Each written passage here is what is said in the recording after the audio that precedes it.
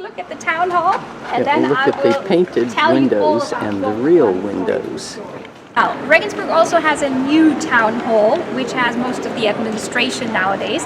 But this all around us, this is the old town hall. And the oldest part of the town hall is the part here in the middle with that big yellow tower. That was built around 1245. 1245 was a very important year for Regensburg. In this year, Regensburg became a free imperial city, an independent city within the old empire. Well, originally, as I already told you, Regensburg was the capital of Bavaria, a duchy at the time. So the Duke of Bavaria was the ruler of Regensburg. If you need anything after the tour, like souvenirs, information that I can't give you, which is of course absolutely impossible, but just in case. Water fountain show.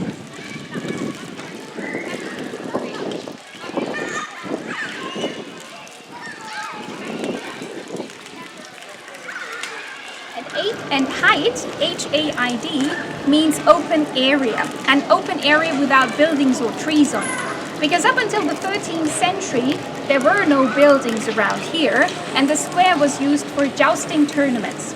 You all know what jousting was? Mm-hmm. Yeah, the knights with the big sticks? Mm-hmm. That's what they did here. But then the merchant family started to build their patrician mansions around the square. And the most important one is the one back there with that huge tower. That is the Hotel Golden Cross. Trade with the Orient, with the spices and the silk was over, and Regensburg became very poor at that time. Which means the family had to think about a way of earning some money, and they converted their home into a hotel. Regensburg had so many events back then, especially imperial meetings in the old town hall, and the Golden Cross was the place where all the VIPs at the time stayed, especially the emperors when they were in town. One of these emperors was called Charles V. He was a member of the Habsburg family.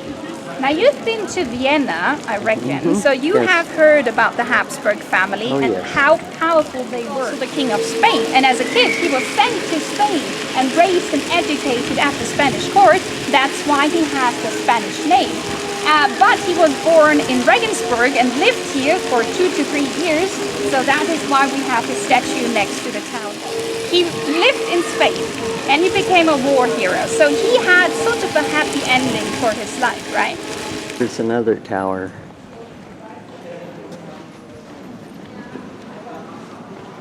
Very tall tower.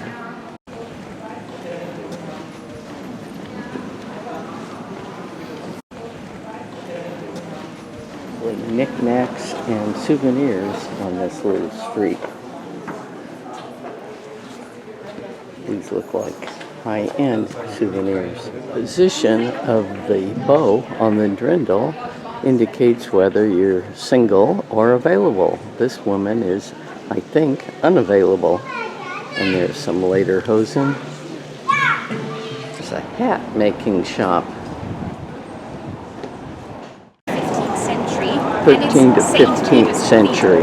Saint Peter is our patron saint in Regensburg, hence he also gave the name to the cathedral. They started to build this in 19th century, and within approximately 200 years, the main building was finished.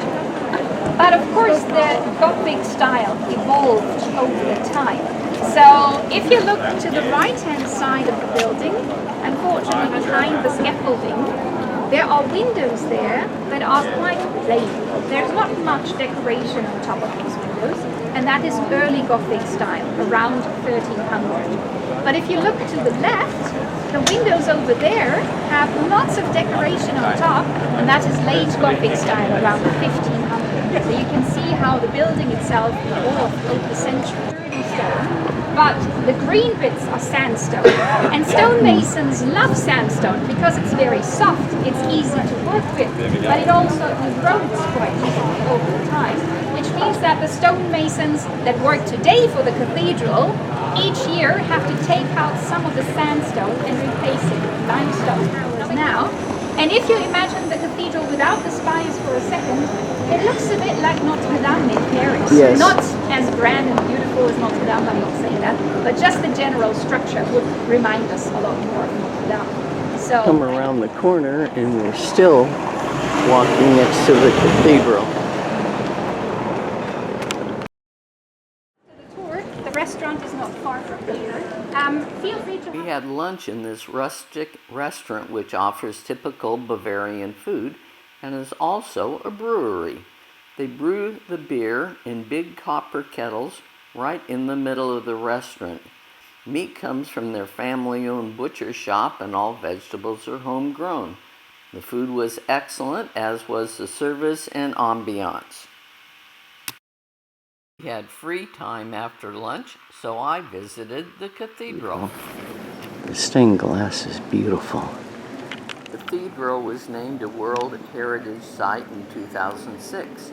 Among the most valuable possessions are the 39 stained glass windows with over 1,100 preserved panes dating from the years 1310 to 1450.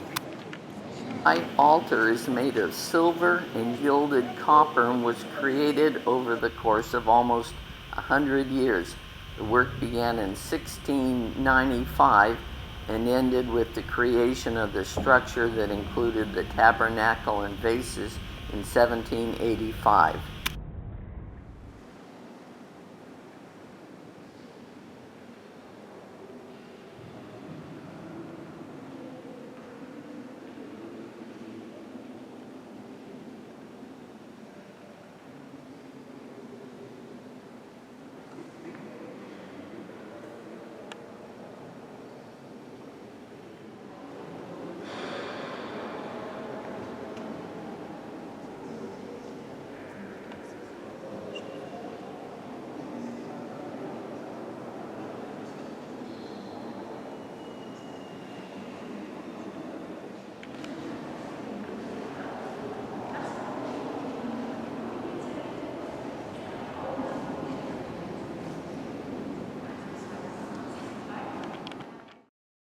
Outside of Regensburg, there is a lot of industrial production.